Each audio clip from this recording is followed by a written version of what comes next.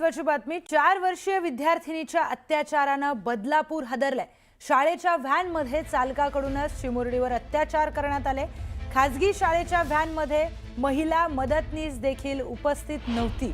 Police ठाण्यामध्ये गुन्हा दाखल करण्याची प्रक्रिया सुरू झाली आहे। ज्या शाळेच्या व्हॅनमध्ये विद्यार्थिनीवर अत्याचार झाला ती व्हॅन फोडण्याचा प्रयत्न देखील झालाय।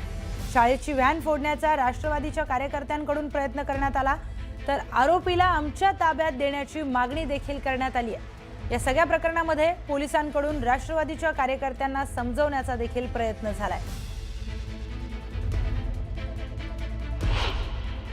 मुलीवर अतिप्रसंग करण्याचा प्रयत्न एका आरोपीने केलेला आहे। त्या अनुषंगाने बदलापूर पश्चिम पोलीस स्टेशनमध्ये तात्काळ गुन्हा दाखल झालेला आहे। त्यातील आरोपी जो आहे तो आपल्या अटकेत आहे। त्याचबरोबर मुलींची वैद्यकीय चाचणी आहे, त्या मुलीची वैद्यकीय चाचणी चालू आहे। हा अत्याचार कुठे घडला, म्हणजे त्या संपूर्ण प्रकारे घडला असं सांगितलं जात आहे। सदरची घटना ही स्कूल व्हॅनमध्ये घडल्याची माहिती आपल्याला फिर्यादीकडून मिळालेली आहे। ही स्कूल व्हॅन शाळेची होती की प्रायव्हेट होती? प्रायव्हेट स्कूल व्हॅन होती।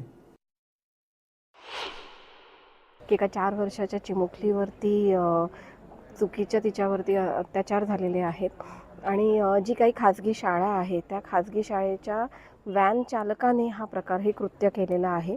त्यासाठी आम्ही प्राथमिक माहिती घेण्यासाठी या पोलीस स्टेशनमध्ये आलो आणि आमचं पोलीस जे आहेत आपले आयुक्त त्यांच्याशी आमचं बोलणं झालं, तर FIR त्या संबंधित व्यक्तीवरती दाखल केलेला आहे। त्याला अटक करण्यात आलेली आहे आणि जी संबंधित मुलगी आहे तिला सध्या मेडिकलसाठी घेऊन गेलेले आहेत। बदलापूर शहरामध्ये हा पुन्हा प्रसंग घडलेला आहे। माझी बदलापूरमधल्या तमाम बदलापूरकरांना विनंती आहे की आपण आपल्या पाल्याला जेव्हा एखाद्या शाळेमध्ये टाकता त्यावेळेला त्या शाळेची पूर्ण चौकशी करा आणि मग त्या शाळेला त्या मुलाला त्या शाळेमध्ये प्रवेश द्या।